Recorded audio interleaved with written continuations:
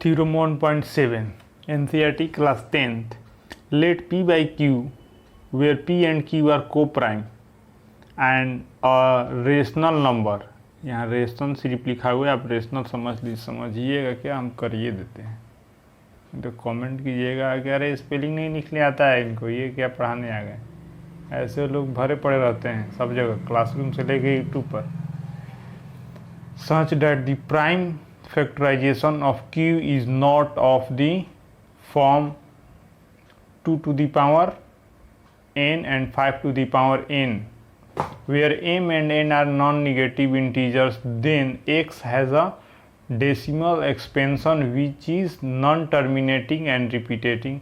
यानी अगर p by q के फॉर्म में कोई एक x रहेगा और जो q रहेगा वो क्या 2 to the power n के फॉर्म में नहीं रहेगा और 5 to the m to the power n के फॉर्म में नहीं रहेगा, इसके अलावा कुछ और के फॉर्म में रहेगा, तो जो यहाँ फाइनल डेसिमल आएगा वो क्या होगा, नॉन टर्मिनेटिंग, मतलब रुकेगा नहीं, एक जगह नहीं रुकेगा, जो चलते जाएगा और रिपीटेटिंग रिक्योरिंग, मतलब देखिए एक एग्जांपल 0.3333, ये ऐसे चलते जाएगा, ये नॉन टर्मिनेटिंग चलते जा रहा है और ये आप रिपीट कर रहा है 3333 ऐसे, इसी को बोलते हैं रिपीटिंग। और नॉन टर्मिनेटिंग बोलते हैं 0.3333 ऐसे चलते जाएगा, और रिपीटिंग या तो रिक्यूरिंग कह देंगे। इसी को आप 3 शब्द से कर सकते हैं।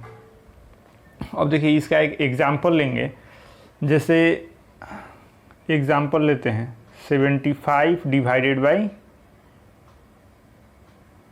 2 to the power 1 into 5 to the power 2 into 3 ऐसे कर देते हैं। अब देखिए ये क्या हो गया,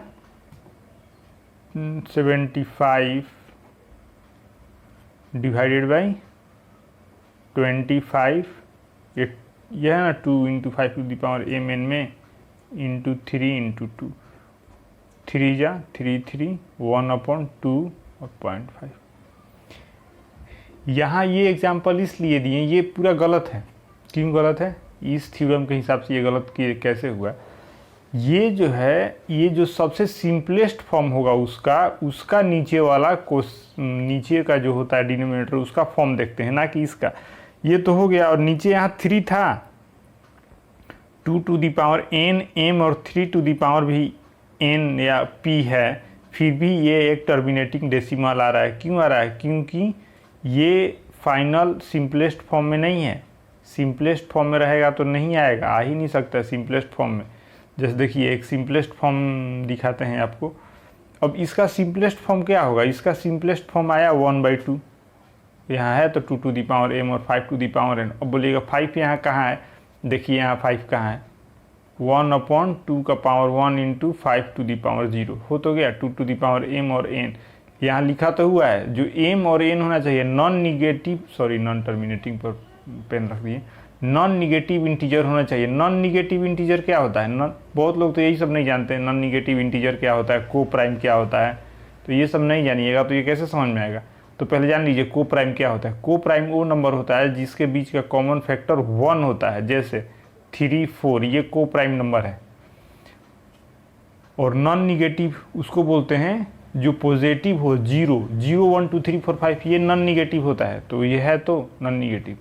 5 to the power 0, 5 to the power 0 क्या होता है? 1 होता है, तो 1/2 इंटू 1, तो 1/2 ये।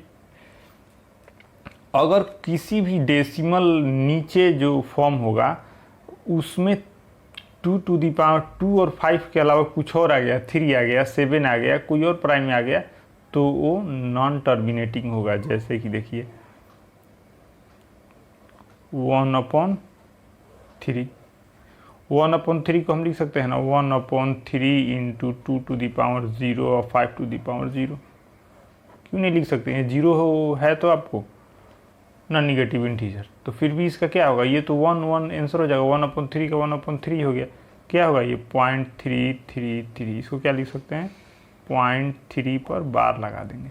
ये 3 3 3 बार बार रिपीट करेगा तो 3 पर क्या लग जाएगा, बार लग जाएगा, इसको बार बोलते हैं, बार बार लग जाएगा। हिंदी में समझिए, ऐसे तो अंग्रेजी वर्ड है बार, लेकिन हिंदी में समझिए तो 3 पर बार लग गया, मतलब ये 3 बार बार लिखा जाएगा। ये देखिए 3 बार बार लिखा जाएगा, तो इसीलिए इसको बार बोलते हैं। है अंग्रेजी वर्ड, लेकिन आप हिंदी में समझ लीजिए, समझने से मतलब है।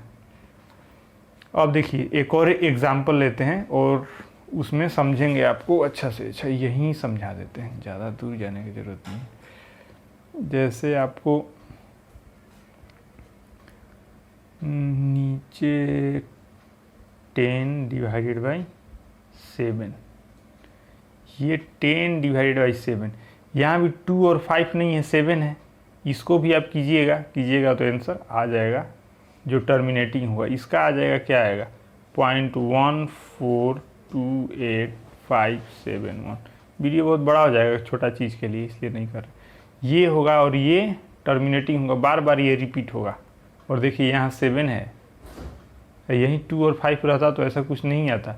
मतलब 2 और 5 के अलावा, डिनोमिनेटर में 2 और 5 के अलावा, 2 और 5 के अलावा 3 हो, 7 हो, कुछ भी हो, 2 और 5 के अलावा कोई और प्राइम हो तो वो टर्मिनेटिंग नहीं होगा, नॉन टर्मिनेटिंग हो जाएगा। 2 और 5 के अलावा हो, 2 और 5 तो किसी में हम लिख ही सकते हैं, 2 और 2 का पावर 0 इंटू 5 का पावर 0 लिख देंगे, लेकिन इसके अलावा कुछ हो तो वो होगा ही होगा। जैसे कि इसके अलावा एक और एग्जांपल ले लेते हैं। देखिए 2 और 5 के अलावा एक और एग्जांपल लेते हैं, इसमें आप समझ जाइएगा। एग्जांपल में 13 डिवाइडेड बाई 30, यानी 13 डिवाइडेड बाई 30, 13 डिवाइडेड बाई 30, ये इसको हम फैक्टराइज करेंगे 30 को, तो क्या होगा 2 15 3 5 5 1। 30 का फैक्टराइजेशन क्या हुआ 2 इंटू 3 इंटू 5, तो क्या लिख सकते हैं 30 by 2 into 3 into 2 into 5 into 3। ये 2 और 5 है, पावर 1 1, इसके अलावा एक 3 है, इसके अलावा कुछ भी हो तो हम क्या बोलते हैं, क्या आ जाएगा आंसर, क्या होगा नॉन टर्मिनेटिंग और रिपीटेटिंग आ जाएगा। आप यहाँ डिवाइड कीजिए,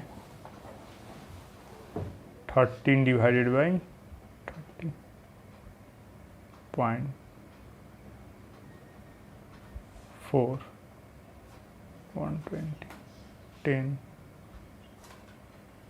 पॉइंट है तो एक और 100 लग जाएगा, 3 90 फिर 10 फिर 3 फिर 19, ऐसे 3 3 चलते जाएगा, क्या हो जाएगा 0.4333, तो क्या हो गया 0.43 पर बार लग जाएगा। मेरा कहने का मतलब ये था कि 2 और 5 यानी 2 और 5 टू द पावर m और n के अलावा कोई भी एक नंबर हो, प्राइम नंबर, तो वो नॉन टर्मिनेटिंग हो जाएगा। देखिए यही ये थ्योरम कहता है, वो थ्योरम 1.7 यही कहता है कि 2 टू द पावर m और 5 टू द पावर n न हो। इसमें क्या बोलता है कि not of the form 2 to the power n and m, इस फॉर्म में न हो, यानी ये 2 टू द पावर n और m के फॉर्म में नहीं है, क्योंकि यहाँ 2 to the power n, 5 to the power n और 3 to the power something p q जो भी है, तो ये एक नॉन टर्मिनेटिंग आ जाएगा।